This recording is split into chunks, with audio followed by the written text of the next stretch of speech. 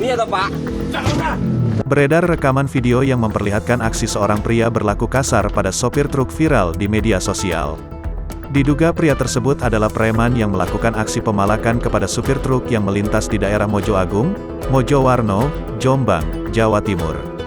Dalam video yang diunggah oleh akun Instagram @terangmedia, memperlihatkan terlihat seorang pria mengenakan baju merah dan topi mengamuk sang sopir. Raut wajah preman tersebut terlihat marah dan mengeluarkan kata-kata kasar. Sopir truk pun berusaha membela diri. Pria tersebut juga sempat memukul sopir truk, lalu mencabut kunci truk. Pria tersebut juga berteriak sambil menyuruh sang sopir untuk turun dari mobil. Sementara perekam yang duduk di sebelah sopir juga kebingungan dengan sikap pria tersebut. Unggahan tersebut kemudian mengundang sejumlah komentar dari warganet. Hingga kini belum diketahui pasti bagaimana kelanjutan dari kejadian ini.